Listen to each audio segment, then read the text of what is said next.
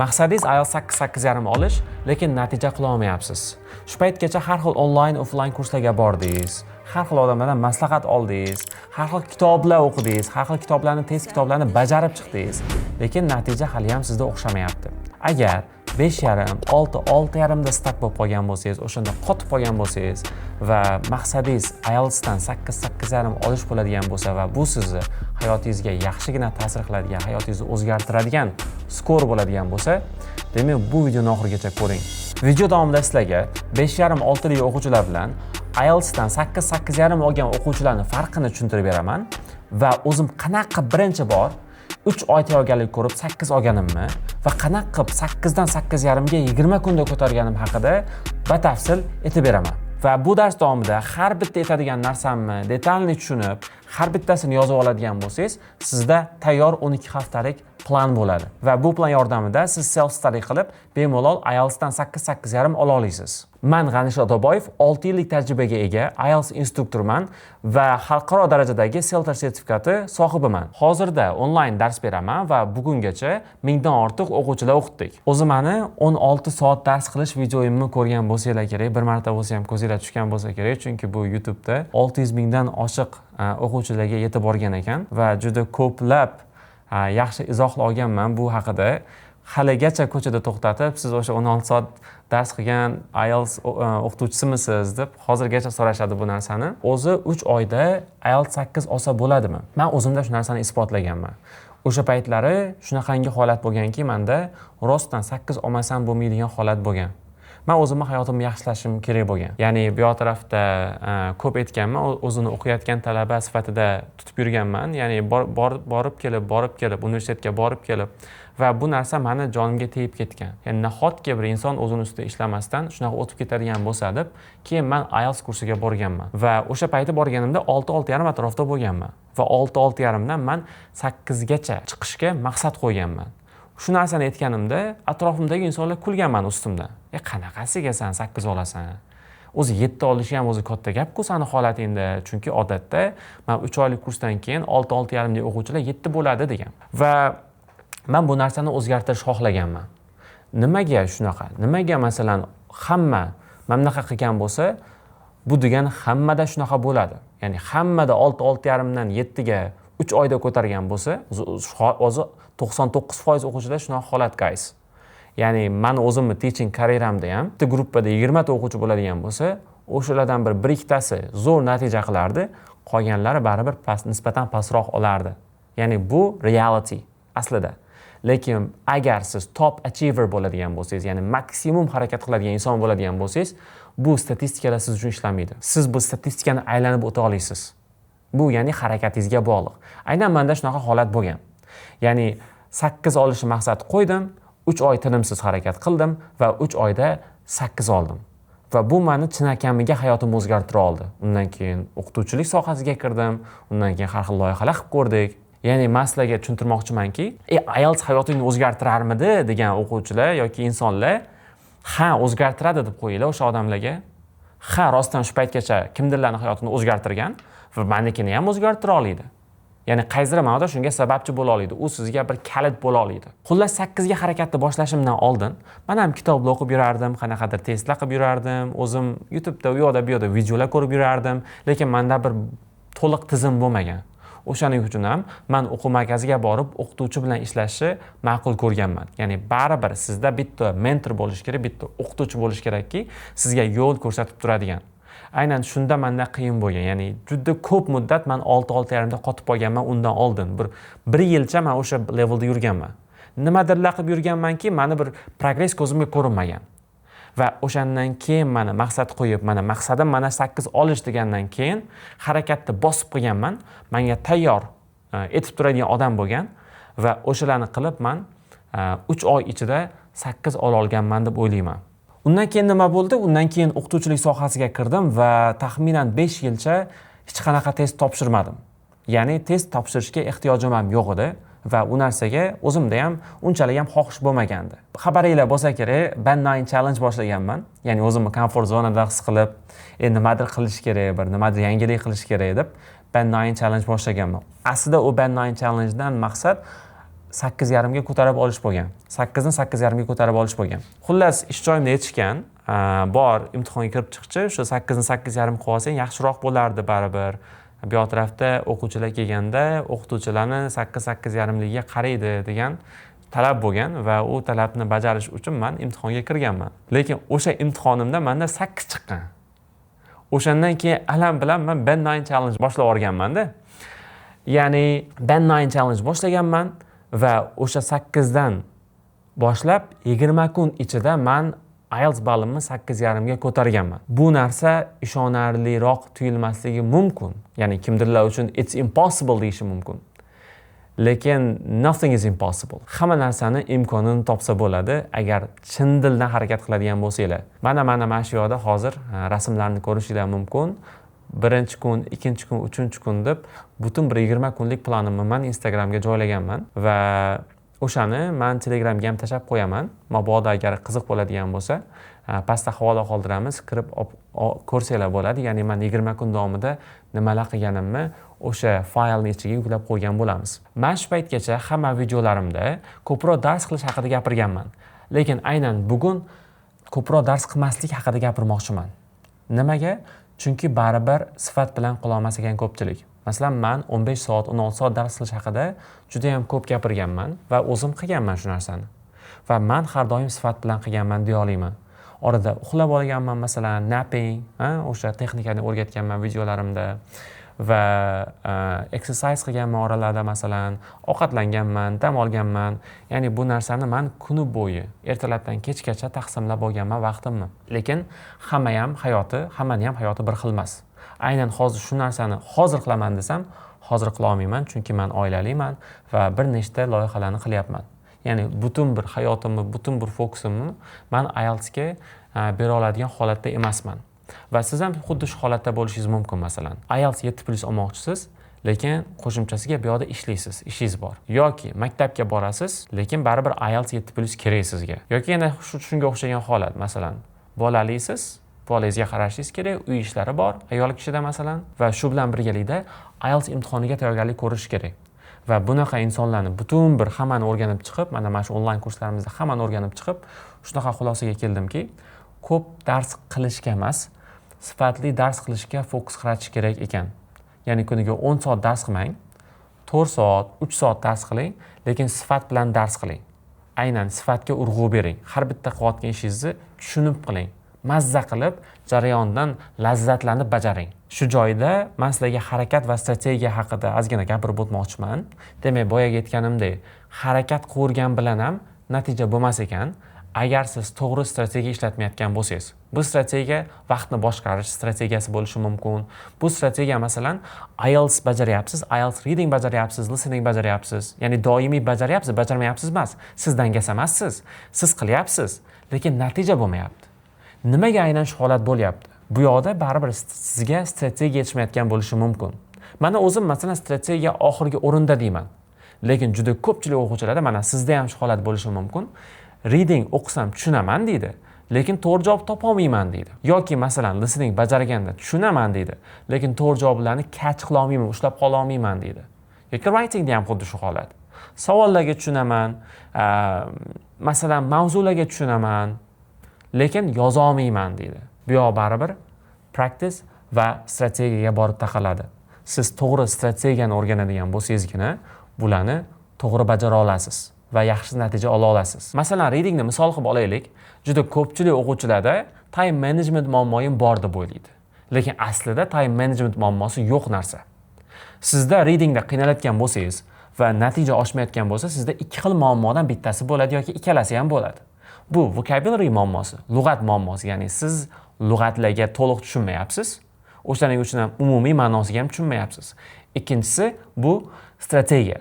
Ya'ni siz savol turlariga qanaqa yondoshishni bilmayapsiz.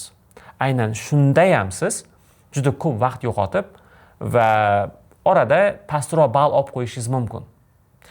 Masalan, 6lik o'quvchilarda qanaqa bo'ladi? 5,5-6 o'qiladigan o'quvchilarda qanaqa bo'ladi? Passage 1 amallab bajara oladi. Passage 2 ga kelganda qiynalishni boshlaydi va Passage 3 ga kelganda 0 ga tushadi. Hech narsa qila olmaydi. Juda ko'pchilik savollarni o'qiydi, tushunmaydi, taxmin belgilaydi va juda ko'p qolib ketgani uchun vaqt yetmadi deb qo'yadi bo'ldi. Ya'ni aslida bu yoqda vaqt yetmayapti emas. Siz to'g'ri tushuna olmayapsiz. Savol turlariga to'g'ri yondasha olmayapsiz. Aynan shu muammo bo'ladi. Lekin 8-8,5lik o'quvchidachi? Ya'ni overall balli 8-8,5 olgan o'quvchida qanaqa bo'ladi? Passage 1 ga 10-12 minut sarflaydi, bemalol tushunib, tez bajaradi. Passage 2 ga kelganda 15-20 minut ichida tugatadi va Passage 3 ga nisbatan ko'proq vaqt sarflab, 20-22 minut atrofida tugatib, yana bir marta javoblarni ko'rib chiqishga vaqti bo'ladi. Va 8-8,5lik o'quvchilar ko'proq aynan nima weaknesslari borligini biladi. Readingda masalan multiple choice'da ko'proq qiynaladimi? Shuning uchun ham o'shanga urg'u beradi. Yoki masalan qanaqadir o'shanga o'xshagan muammolari bo'ladigan bo'lsa, oldindan ular tushunadi, biladi va shunga qarab tayyorgarlik ko'radi. 6-6,5lik yoki 5,5lik o'quvchilarchi? Ular random test bajarib ketaveradi, na tahlil qiladi, na nima qilayotganini biladi va natijada hech qanaqa progress ham qilmaydi. Writingda ham xuddi shu holat. 5,5-6lik o'quvchilar o'smayapti yoki vaqt yetmayapti, idea kelmayapti degan muammolarni aytadi va shuning uchun ham natija qilisha olmaydi. Writing 5,5-6dan o'smaydi. Lekin overall 8-8,5 olish uchun sizni kamida writing ballingiz 7 bo'lishi kerak bo'ladi. 7lik writing, ya'ni writing ballingiz 7 bo'lishi uchun nima qilish kerak? Siz bu tarafda har bitta narsani, har bitta mavzuga tayyor ideyalaringiz bo'lishi kerak. Oldindan artikl o'qigan bo'lishingiz kerak, oldindan shu mavzularga bir marta bo'lsa ham yozib ko'rgan bo'lishingiz kerak yoki hech bo'lmasa brainstorming, ya'ni ular haqida o'ylab ko'rgan bo'lishingiz kerak. Va undan keyingina siz kriteriyani ham tahlil qilib, kriteriyani ham yoddan bilishingiz kerak iloji boricha. Ya'ni kriteriyani bilasizlar. Task 2da masalan task response, coherence, cohesion, lexical resource and grammatical range and accuracy. Ya'ni 4 ta sectioni bor kriteriyada. Task 2da ham, Task 1da ham. Juda ko'pchilik o'quvchilar bu narsani kerak ham deb o'ylamaydi. Kerak bo'lsa hozir men aytayotganimda, u nima u kriteriya deb so'ragan o'quvchilar ham bo'lishi mumkin. Agar shu holat bo'ladigan bo'lsa, kommentariyada yozib qo'yinglar. Men kriteriyani hali tahlil qilib ko'rmagan bo'ladigan o'quvchilar bo'ladigan bo'lsa oramizda, men o'zimni tahlil qilgan videoyimni tashlab qo'yaman. U bizning maxsus kanalimizda bo'ladi va o'sha joydan olib ko'rib olsanglar bo'ladi. Kriteriya bu juda katta mavzu. Kriteriyada xuddi siz ekzaminerni xohishlarini o'qigandek bo'lasiz. Siz kriteriyani o'qiysizda, ya'ni kriteriyaning o'zbekchada nima deb bo'ladi? Bu talablar deylik. Writingdagi talablarni o'qiysizda, xuddi ekzaminer, sizni writingingizni tekshiradigan odam sizdan nima xohlayotganini o'qigandek bo'lasiz. Bu ham juda muhim mavzu. O'zi IELTSdan yuqori ballga tayyorgarlik ko'rishi men 4 ta qismga ajrataman. Birinchisi input, ikkinchisi process, uchinchisi feedback va to'rtinchisi identity. Xo'p, birinchi inputni ichiga nimalar kiradi? Bunga siz consume qiladigan, ya'ni siz qabul qiladigan hamma ma'lumotlar kiradi. Masalan, ko'pchilik o'quvchilar aytadi, idea yetishmaydi deydi, gapira olmayman deydi, yoza olmayman deydi yoki to'liq tushunmayman eshitganda yoki o'qiganda to'liq tushunmayman deydi. Bularning hammasi borib baribir inputga borib taqaladi. Qanchalik siz test qilayotgan bo'lsangiz ham, sizda input yetarlicha bo'lmaydigan bo'lsa, bu hammasi bekorga. Ya'ni hamma qilayotgan ishlaringiz bir tiyin bo'lib qoladi. Inputda nimalar qilsa bo'ladi? Birinchi o'rinda men podkast eshitishni aytaman. Ha, to'g'ri, hamma aytgan sizga podkast eshit deb aytgan. Lekin nimaga podkast eshitish kerakligini aytganmi? Bunda siz podkast eshitganda, ya'ni bu o'tirib olib eshitish ham shart emas, eng qizig'i. Ovqat qilyapsizmi, backgroundda qo'yib qo'yishingiz bo'ladi masalan. Ya'ni ish qilayotganda ham qo'yishingiz mumkin. Mashina haydayapsizmi? Qo'yib qo'ysangiz bo'ladi. Mashinada ham BBC podkastlar bo'lishi mumkin, har xil qiziqadigan mavzularingizdagi podkastlar bo'lishi mumkin. Har doim sizda atrofingizda ingliz tilida podkastlar yoki qo'shiq bo'lishi mumkin yoki qanaqadir ma'lumotlar aytib turish kerak bo'ladi. Bu nimaga yordam beradi? Bizning miyamizni avtomatik ingliz tilida fikrlashni o'rgatib qo'yadi. Biz o'z-o'zidan ingliz tilida gapiruvchi va ingliz tilida muloqot qiluvchi odamga aylanib qolamiz va miyamiz ham, fikrlashimiz ham ingliz tilida bo'lib qoladi. Chunki juda ham ko'p biz ingliz tiliga kirib ketgan bo'lamiz agar har doim ingliz tilidagi kontentlarni qo'yib qo'yadigan bo'lsak. Va shu bilan birgalikda kitob o'qishni ham odat qilsangiz bo'ladi. Kitob va artikl o'qish har doim sizga yordam beradi. Ya'ni bu ham inputga bitta misol bo'la oladi. To'g'ri, siz bu tarafda juda ko'p so'zlar o'rganmasligingiz mumkin. To'g'ri, siz bu tarafda grammatika o'rganmasligingiz mumkin. Lekin baribir o'z-o'zidan shu grammatikalarni ko'ryapsiz, shu so'zlarni ko'ryapsiz. O'zi odatda har bitta insonning yozish stili bo'ladi. masalan artikl yozganda ham, kitob yozganda ham va ba'zi so'zlar qayta takrorlanadi va shunaqa so'zlar sizga yod bo'lib ketadi. Ya'ni o'tirib lug'at o'rganmasligingiz mumkin, lekin kitob o'qish jarayonida, artikl o'qish jarayonida o'shani siz input sifatida qabul qilasiz, miyaga qo'yyapsiz va o'shalarni keyinchalik output sifatida. Ya'ni essay yozganda, speaking gapirganda, ya'ni savollarga javob berganda siz shularni o'zingiz ishlatganingizni bilmay qolasiz. Masalan, bizda o'zbekchada hech kim har bitta so'z o'rgatib chiqmagan-ku, to'g'rimi? O'zidan keladi. Chunki biza o'zbek tilida gapirganlarni juda ko'p eshitganmiz shu paytgacha. Tug'ilib faqat shu atmosfera bo'lgan, hamma shu tilda gapirgan va bizga o'z-o'zidan o'sha narsa automatic input bo'lib qolgan va o'shani biz hozir output sifatida chiqara olamiz. Ikkinchisi jarayon. Jarayonda biz o'zimizni xatolarimizni tahlil qilamiz. Bironta daftar tutib, o'shanga har doim 3 xil xatolarimizni yozib boramiz. Birinchisi vocabulary xatosi, ikkinchisi grammar xatosi va uchinchisi strategiya xatosi bo'lishi mumkin. Ya'ni shu 3 ta xatoni biz 2-3 hafta davomida yozib boradigan bo'lsak, bizda o'sha pattern ko'rinishni boshlaydi. Ya'ni nimalarda biz ko'proq xato qilyapmiz? Masalan, grammatika asosiy juda ko'p xato qilayotganlarimiz nimada? Yoki bo'lishi mumkin vocabularyda aynan qanaqa lug'atlarni biz ishlata olmayapmiz yoki ishlata olyapmizmi? Yoki yangi lug'atlarni activate qilishda qiyin bo'lyaptimi bizda?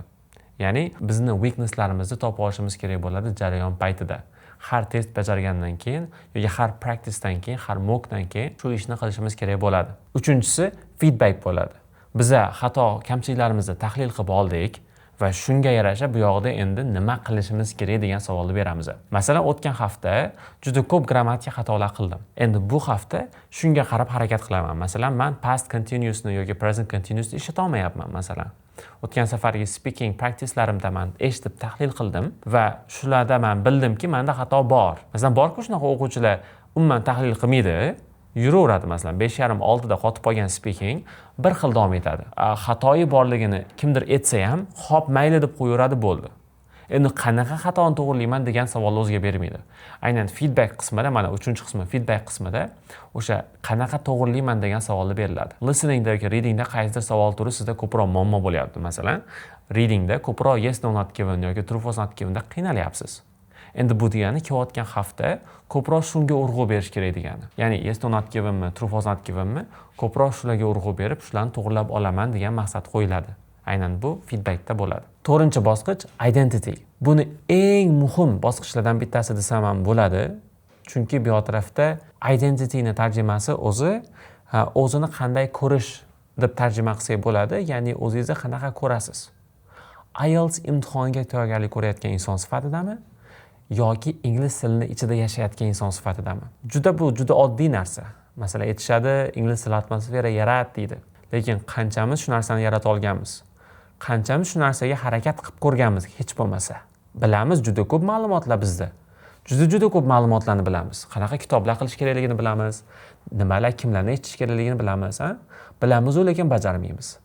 Aynan mana shu identityda siz o'zingizni shunchaki biladigan odamdan harakat qiladigan odamga o'zgartirishingiz kerak bo'ladi. Shunchaki ma'lumotlar yig'ib yuradigan kutubxonadan o'zingizni harakat qiladigan insonga aylantirishingiz kerak bo'ladi. Ya'ni identity bu o'zingizni qanaqa ko'rasiz. Men tavsiya qilaman, IELTS ga tayyorgarlik ko'ryapman deb bajarmang bu narsani. Qilayotgan protsessi, ya'ni qilayotgan ishlaringizni IELTS uchun deb bajarmangda. Men o'zim uchun o'rganyapman. Men yangi ma'lumot olyapman. Men ingliz tilini o'rganyapman. Agar ingliz tilini o'rganadigan bo'lsam, menga yangi imkoniyatlar ochiladi. Ya'ni rostakamiga bu yerda ingliz tilini o'rganib, IELTS balingizni ko'tarib, siz yangi imkoniyatlar eshigini ochasiz. Faqat IELTS ga fokus qilib, IELTS ga bog'lanib qoladigan o'quvchilar tez yirik qoladi va tez depressiyaga tushib qoladi. Ya'ni bu yerda siz mindsetni o'zgartirib, IELTS imtihoniga tayyorgarlik ko'ryapman emas, ingliz tilini o'rganib, dunyo bilimlariga nisbatan eshik ochyapman deb qarashingiz kerak bo'ladi. Endi 12 haftalik study planga keladigan bo'lsak, buni ham o'zini 3 qismga bo'lganman. Birinchi qismi 1 va 4 haftalar oralig'i, ikkinchi qismi 5 va 8 haftalar oralig'i va oxirgi qismi 9 va 12 haftalar oralig'i. 1 va 4 haftalar oralig'ida eng asosiy qiladigan ishingiz tizim yaratish. Ya'ni bu tarafda siz har bir o'rganishingiz kerak bo'lgan narsaga nisbatan tizim yaratishingiz kerak bo'ladi. Birinchi o'rinda mock topshirib ko'ring. Mock topshirib ko'rib, sizda eng zaif qismlaringizni aniqlab oling. Kimdadir writing juda past, kimdadir reading juda past, kimdir umuman mock topshirib ko'rmagan, uzoq qaraganda zaif qismlarini bilmaydi, ya'ni qaysi skilllarga ko'proq ishlash kerakligini bilmaydi.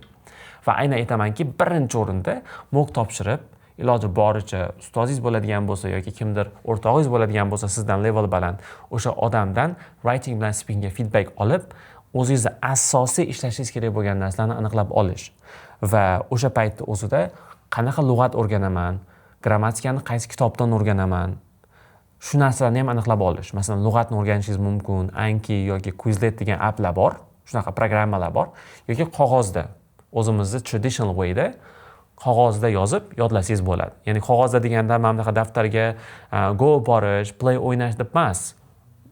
Kichkina kartochkalarga bo'lib olib, masalan, qirqib olib, ularni bir tarafiga ingliz tili so'zi, orqa tomoniga definitionni yozib, shunaqa yodlaymiz. Ya'ni o'zbekcha, inglizcha degan narsadan voz kechishimiz kerak bo'ladi. Inglizchaga o'tishimiz kerak agar 8-8,5 ga maqsad qilib 8-8,5 ga harakat qilayotgan bo'lsak.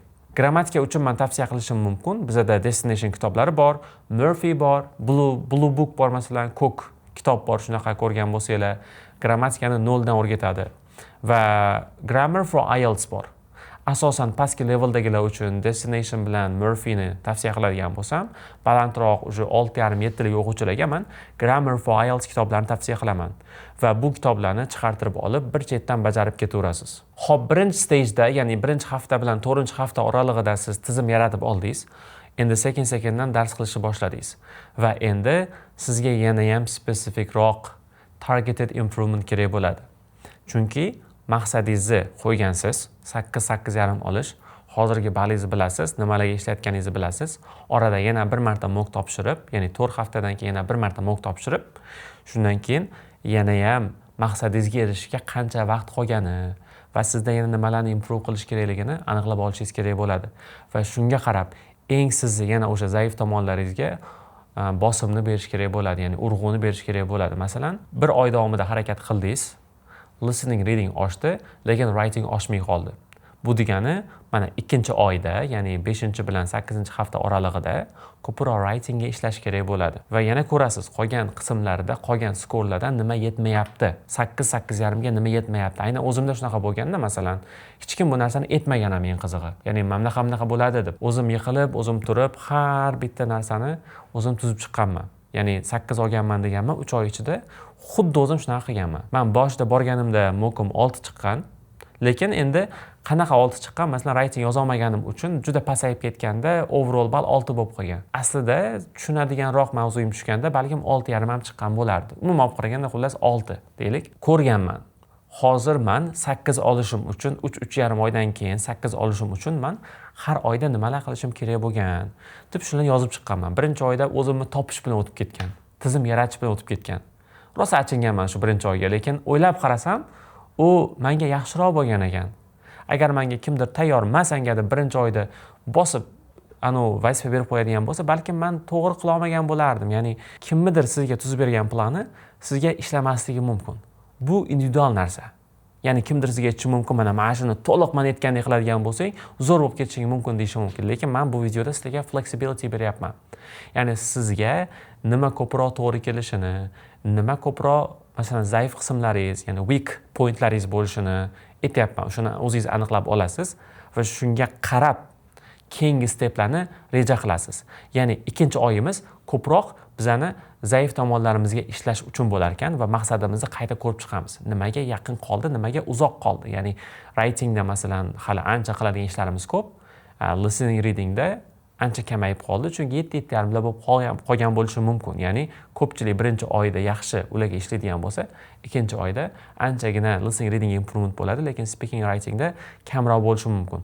Aynan o'sha payt writing, speakingni qo'shmaydigan bo'lsangiz, masalan, bilib turib qo'shmaydigan bo'lsangiz, siz oxirigacha o'zingizni failurega olib borayotgan bo'lasiz. Chunki ko'pchilik aytadi-da, oxirida bajaraman, oxirida ko'tarib olaman speaking bilan writingni deydi. Lekin bu xato narsa. 8-8,5 uchun yana aytaman, takrorlab o'taman. 7-7,5 bo'lishi kerak speaking bilan writing kamida. Undan past bo'ladigan bo'lsa, o'sha bo'lmaydi. 7-7,5 bo'ladigan bo'lsagina siz overall 8-8,5 ga harakat qila olasiz. Daraja 8,5 uchun minimum 7,5 bo'lishi kerak sizni writing speakingiz. 9-9, 7,5 bo'lganda overall 8,5 ola olasiz. Va 9 bilan 12 haftalarda ko'proq testlarga urg'u beramiz. Mana aytdim sizlarga, birinchi, ikkinchi oylarda ko'proq general English bo'ladi. O'zimizni xatolarimizni bilish, lug'at, grammatika, har xil xatolarimizni o'rganib chiqamiz va shularga yechim berib ketamiz 1-2 oy ichida. Va 3-oyda endi ko'proq testga urg'u beramiz. Endi strategiya o'rganamiz, endi ko'proq testlar bilan ishlashni o'rganamiz, endi ko'proq vaqtni boshqarishni o'rganamiz. Ya'ni listeningda ulgura olyapmizmi, readingda ulgura olyapmizmi, masalan, writingda 1 soatda 2 ta taskni ham yoza olyapmizmi? Aynan shularga urg'u beradi. 3-oy ichida o'zingiz o'rganasiz. Nimalar o'xshayapti, nimalar o'xshamayapti. Nimalar yaxshi ketyapti, nimalar yaxshi ketmayapti. Ko'proq o'sha test, ya'ni test mindset bilan qarashni endi boshlaysiz 3-oyida. Agar siz masalan real exam testlari bilan practice qilmoqchi bo'lsangiz, men o'zimizni IELTS Station platformasini tavsiya qilaman. Chunki IELTS Station platformasini men o'zimning kurslarimda ham ishlataman. Har doim IELTS Station platformasidan qo'yamiz kurslarimizga testlarni. Chunki IELTS Station platformasi birinchi o'rinda ITP bilan hamkorlikda ishlaydi. Ya'ni ITP ishongan saytlardan bittasi va biza IELTS Station platformasiga shu paytgacha oldin tushgan testlarni qo'shib qo'yganmiz. Ya'ni bu yoqda bilishingiz mumkin, imtihonda o'zi qanaqa testlar bo'ladi, qanaqa darajadagi testlar bo'ladi deb o'ylanadigan bo'lsangiz, hech narsani o'ylab ko'rgan bo'lsangiz, imtihondagi baribir testlar Cambridgedan farq qiladi-da ozgina. O'sha narsani bizning saytda ko'rishingiz mumkin va bundan tashqari yaxshi zo'r interfeys bor, ya'ni imtihonda tushadigan interfeys va imtihonda tushadigan funksiyalarni ham o'sha yerda ko'rsanglar bo'ladi. Ya'ni bu narsani aytayotganim maqsadi, siz qiynalayotgan bo'lishingiz mumkin testlarni topishga. Va bu joyda sizga IELTS Station yordam berishi mumkin. Va yana bitta narsa o'rtoqlar, aynan mana shu 3-haftasida ko'proq test tahlillariga sho'ng'ib ketishimiz kerak bo'ladi. Har bitta qilgan testimizni ko'proq tahlil qilishimiz kerak. Nimaga xato qilganimizni yana o'rganishimiz kerak. Qarang, bu 3 oyda men juda ko'p aytayapman, o'zingizni tahlil qiling degan narsani. Chunki o'zingiz tahlil qilmasangiz, sizga bu narsani hech kim qilmaydi. Bu narsani bu hozir ko'rgan videoni o'zim olib qaraganda sabrli insonlar ko'ryapti. Ya'ni o'zini ustida ishlamoqchi bo'lgan, rostdan maqsad qo'ygan, o'saman, harakat qilaman degan insonlar ko'ryapti-da. Chunki boshidanoq chiqib ketgan bo'lardi, agar maqsadi jiddiy bo'lmaganida. Shu joygacha keldingizmi, demak siz e'tibori joyida bo'lgan, hali miyasi chirimagan insonlardan bir nechadir foiz orasidasiz. 1% mi, 0.1% mi? Va maqsadingiz jiddiy ekan. Maqsadingiz jiddiy ekanmi, men sizga bu narsani qo'rqmasdan ayta olaman. 1 soat har kuni har bitta qilgan testingizga 1 soat ajratib tahlil qilishingiz kerak bo'ladi. 1-2 oylarda kamroq dars qiladigan bo'lsangiz ham 3-oyda bosib test tahlillarini qilishingiz kerak bo'ladi. Writing speakingga qiynaladigan bo'lsangiz, albatta buni AI bilan tekshirsangiz bo'ladi. Ya'ni Cloud AI bor masalan, ChatGPTning o'rniga men ko'proq Cloud AI ishlatyapman oxirgi paytlarda. Chunki aynan Cloud AI da yana ham aniqroq, yana ham tiniqroq feedbacklar olsanglar bo'ladi. Shunchaki so'raysiz, menga speaking bilan writingga feedback berdi. IELTS 8.5 olish bu shunchaki orzu emas. Agar sizda tizim bo'ladigan bo'lsa, to'g'ri yo'nalish bo'ladigan bo'lsa, albatta siz ham qila olasiz. Aytishadi-ku, odam qilgan ishni odam qiladi. Va tepadagi aytgan narsalarimni, tepadagi aytgan hamma ma'lumotlarimni bitta tartiblab olib, o'zingizga note taking qilgan bo'lsangiz, o'shalarni ishlatib siz bemalol o'zingizga self study plan qilib, maqsadingizdagi 8.5 ballni olishingiz mumkin. Balki maqsadingiz 7.5 dir. Ya'ni nima kerak bo'ladigan bo'lsa, qaysi ball kerak bo'ladigan bo'lsa, o'zingizga o'sha maqsadingizdagi ballni olishingiz mumkin. Lekin o'quvchilarimizda asosiy bitta muammo bor. Boshlab qo'yadi-yu, 1-2 kundan keyin to'xtatib qo'yadi. Ishlari ko'paygan payti to'xtab qolishi mumkin, sog'lig'idan muammolar bo'lgan payti o'qishda to'xtab qoladi yoki umuman qaraganda fokus ketib qoladi. Aynan shunaqa o'quvchilar uchun biz IELTS Max 2.0 kursimizni e'lon qilmoqchimiz. Buni birinchi potoki tugadi va ikkinchi potokiga tez orada qabul ochiladi. Hozir erta qabulini men sizlarga e'lon qilmoqchiman. IELTS Max deb nomlaganimizning sababi o'zi bu yoq tarafda bu dastur sizni faqatgina IELTS ballingiz emas, balki hayot tarzingizni o'zgartiradigan dastur. Ya'ni bu yoq tarafda faqatgina IELTS o'rganmaymiz, IELTS ballimizni oshirmaymiz, balki hayot tarzimizni yaxshilaymiz va sizni maksimum potensialingizni ochamiz. Dastur o'zi kimlar uchun? Dastur 5-5.5 da qotib qolgan, 6-6.5 va 7 orasidagi o'quvchilar uchun. Ya'ni nimaga men juda ko'p levellarni beryapman? Chunki har bitta levelni biz alohida gruppalarga ajratamiz. Ya'ni 5-5,5 o'quvchilar uchun alohida gruppamiz bor. 6-6,5lik o'quvchilar uchun alohida gruppamiz bor va 7lik o'quvchilar uchun alohida gruppamiz bor. Har bitta o'quvchi selectiondan o'tadi. Va bu kursimizda kuchli intermediate darajadagilar uchun hali IELTS topshirmagan o'quvchilar va darajasini IELTS ballini bilmaydiganlar bo'ladigan bo'lsa, intermediate levelni yaxshi tugatgan o'quvchilarni ham biz bu dasturga qabul qilamiz. Va shu yil IELTS topshirmoqchi bo'lganlar uchun ham aynan bu eng to'g'ri kurs deb o'ylayman. Va yana bitta muhim qismi, siz agar diqqatingiz jamlanmayotgan bo'lsangiz va 5 minut dars qilib chalg'ib ketadigan bo'lsangiz, aynan bu kursimiz siz uchun, chunki bu yerda soatlab dars qilishni, yaxshi odatlar shakllantirishi, yomon odatlardan voz kechishni o'rganamiz birgalikda. Dasturimiz haqida qisqacha gapirib o'tadigan bo'lsam, dasturimiz 60 kun davom etadi. Ya'ni 2 oylik IELTS kursi bo'ladi. Bu intensiv darajada bo'ladi. Ya'ni har kuni darslar bo'ladi. 30+ darslar biz tomonidan va 30+ darslar mentorlar tomonidan bo'ladi. Bu yerda qo'shimcha kuratorlar bo'ladi sizda. Har bitta kurator sizni vazifa qilayotgan qilmayotganingizni tekshirib turadi. Bonuslarimiz bor va bizning maxsus platformamizda darslar va materiallar joylanadi. Dastur haqida yana qisqacha aytadigan bo'lsam, maxsus gift boximiz sizga kursimizning boshida yuboriladi. Har kuni jonli darslar bo'ladi.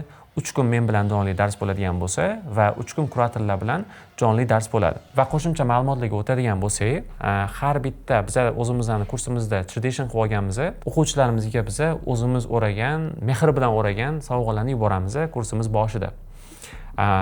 Buni ko'rib olishinglar mumkin. Mana bu yerda rasmlar qo'yiladi. Bizning o'quvchilarimiz bu narsani juda yaxshi ko'rishadi. Unpacking qilib hatto video rasmlarga ham olishadi. Har kunlik jonli darslar bo'ladi. Har kuni 3 kun bizlar tomonimizdan, o'qituvchilar tomonidan, asosiy o'qituvchilar tomonidan 3 kun mentorlar tomonidan, kuratorlar tomonidan qo'shimcha darslar qo'yiladi. Ya'ni har kuni dars bo'ladi va har yakshanba kuni mock imtihoni bo'ladi. Mock imtihoni full bo'ladi. Ya'ni listening, reading, writing, speaking bo'yicha har hafta oxirida biz mock olamiz. Va shu bilan birgalikda o'sha IELTS Station platformamizda aytib o'tganimdek, IELTS Station platformamizda bo'lib o'tadi mock imtihonlari ham. Kuratorlarning vazifasi nima? Kuratorlar bu sizni xuddi bir asosiy yaqin do'stingiz deb olaylik yoki sizni asosiy ustozingiz deb olaylik. Chunki ular eng ko'p vaqtini siz bilan sarflaydi.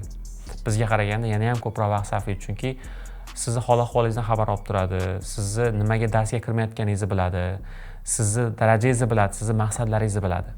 Bizda kuratorlar o'quvchilarga yana ham yaqinroq. Faqatgina vazifangni qilyapsanmi yo'qmi emas. Ular sizga rostdan kerak qiladigan insonlar. Xuddi maktabda sinf rahbarimiz bizani qanchalik masalan yaxshi ko'rib, qanchalik bizga mehr bilan yondoshgan bo'lsalar, bizdagi kuratorlarimiz vazifasi ham xuddi shunaqa. Va gamifikatsiyani nazorat qilish. Gamifikatsiya haqida ozgina keyinroq gapirib o'taman. Qo'shimcha darslar o'tadi kuratorlarimiz va kitob muhokamalari bo'ladi bizda, chunki kitob o'qishga ham biz odat qilamiz kursimiz davomida va mocklarni o'tkazishda ular yaqindan yordam berishadi. Endi gamifikatsiya tizimi haqida gapiradigan bo'lsam, bu bizning o'quvchilarimizni eng bir qiziqtiradigan qismlardan bittasi. Gamifikatsiya bu haftalik va oylik kesimda eng yaxshi o'quvchilarni rag'batlantirib boramiz va dastur davomida eng top 10 ta o'quvchiga bitiruv kechasida sovg'alarni topshiramiz. Ya'ni har hafta siz dars qilasiz, masalan kuniga, kunlik darslaringiz hisoblanadi. Bugun 5 ta vazifa berilgan bo'lsa, har bitta vazifaga 2 ball, 2 ball, 2 balldan bo'ladigan bo'lsa, siz nechtasini qilganingizga qarab kunlik vazifalarga nisbatan skor beriladi, sizga ball beriladi. Va keyin haftalikni aniqlaymiz. Va har hafta oxirida eng top o'quvchiga biz sovg'a jo'natamiz va u sovg'alarni keyin biz o'quvchilarimiz xursand bo'lib olishadi. Bu bizning o'quvchilarimizga rostdan motivatsiya beradi. Modullarga keladigan bo'lsak, modullar listening, reading, speaking, writing bo'yicha bo'ladi. Asosiy modullarimiz shular, ya'ni har bitta skill bo'yicha biz detalli o'tamiz. Ya'ni bu kursimizda listening, reading mana bu IELTS 0 dan boshlayotganlar uchun ham va o'sha keyingi bosqichdagi o'quvchilarga ham to'g'ri keladi. Chunki har bitta narsaga biz juda ham detalli yondashamiz. Va bundan tashqari shaxsiy rivojlanish, vaqtni boshqarish va odat shakllantirish bo'yicha ham qo'shimcha darsliklarimiz bo'ladi. Ya'ni boshda aytib o'tganimdek, bu shunchaki IELTS kursi emas, bu sizni intizomga chorlaydigan, bu sizni hayot tarzingizni yaxshilaydigan kurs bo'ladi inshaalloh. Chunki shu paytgacha o'quvchilarimizdan xuddi shunaqa kommentlar olganmiz. Dasturimizdan so'ng nima o'zgaradi? Dasturimiz o'sha aytib o'tganimdek 5, 5,5, 6, 6,5 va 7 darajadagi o'quvchilar uchun mo'ljallangan va bu o'quvchilarimiz dasturimizdan keyin 1, 1,5 hatto 2 ballgacha natija qilisha oladi, chunki bizning tajribamizda xuddi shunaqa yaxshi natijalar qilgan o'quvchilarimiz bo'lgan. Agar sizda so'z boyligi bo'ladigan bo'lsa, bu dasturimizdan keyin sizda bemalol topic specific vocabulary yetarli bo'ladi. Chunki bizning butun bir dasturimiz har haftaga mo'ljallangan bo'ladigan bo'lsa, har haftada alohida mavzuga biriktirilgan bo'ladi. Masalan, bir hafta butun bir crime mavzusini ochamiz, hamma listening, reading, podcast, artikellar faqat shu mavzu bo'yicha bo'ladi. Bu nimaga? Chunki writingda shu mavzu tushadigan bo'lsa, speakingda shu mavzu tushadigan bo'lsa, bemalol javob bera olish yoki reading, listeningda shu mavzularga doir testlar berganimizdan keyin, xuddi shunga o'xshash mavzular tushgandan keyin bularni bemalol epla olasiz. Agar sizda speakingda confidence bo'lmaydigan bo'lsa, speakingda o'ziga ishonch, speaking hali ball oshmaydigan bo'lsa, aynan bu kursda sizga shu narsada yordam beramiz, chunki kuratorlarimiz deyarli har kuni siz bilan speaking qilib, sizni speakingingizni oshirishga yordam beradi. Har kuni sizda speaking bo'yicha vazifalar bo'ladi. Eng muhimi, sizda intizom bo'lmaydigan bo'lsa, necha marta kurs boshlab yoki necha marta self study boshlab, lekin hali ham natijaga erisha olmagan bo'lsangiz, aynan bu kursda sizga yordam beramiz. Xudo xohlasa, bu kurs sizni so'nggi kursingiz bo'ladi. Ya'ni 2 oy ichida intizom bilan dars qilib, intizom qurib, natijaga erishishingizga yordam beramiz. Hozirroq kursga qo'shilganlar uchun bizning 4 ta asosiy bonusimiz bor. Birinchi bonusimiz bu IELTS Station platformasi va Sayra AI platformalariga 3 oylik dostуп. Ya'ni birinchi va ikkinchi bonuslarimiz shu IELTS Station va Sayra AI platformalariga 3 oylik access beramiz. Va undan keyin 3-bonusimiz men tomonidan sizlar uchun maxsus sovg'alar yuboramiz. Boya ko'rsatganimizdek, har bittasi detalli, chiroyli, estetik qilib o'ralgan sovg'alarni sizga jo'natamiz. 4-bonusimiz aynan hozir shu videoni ko'rayotgan paytingizda kursga katta chegirma bilan qo'shila olasiz. Bu narxlarni bilish uchun pastda havola qoldirganmiz. O'sha havoladan ro'yxatdan o'tib qo'yadigan bo'lsangiz, sizga menejerlarimiz aloqaga chiqadi va kursimiz haqida savollaringiz bo'ladigan bo'lsa, ularga berishingiz mumkin. Har bittasiga sizga detalli javob berishadi. Bugungi darsimiz ham agar siz uchun foydali bo'lgan bo'lsa, bizni qo'llab-quvvatlash uchun like bosing va keyingi darslarimizni o'tkazib olmaslik uchun sahifamizga ham obuna bo'lib qo'ying. Keyingi darslarda ko'rishguncha xayr.